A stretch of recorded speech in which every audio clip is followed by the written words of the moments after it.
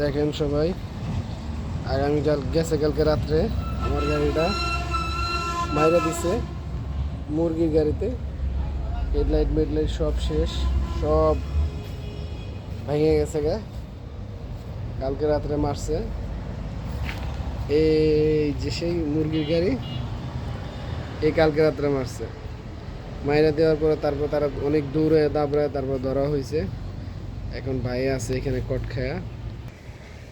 এই যে মুরগির গাড়িটা, যে গাড়িটা মারছে,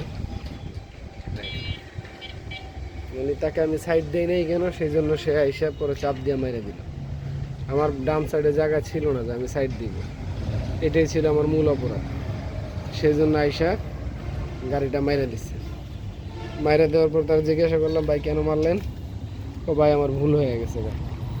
এত বড় একটা ক্ষয়ক্ষতি করার পর সে বলতেছে যে তার ভুল হয়ে গেছে গা। দেখেন,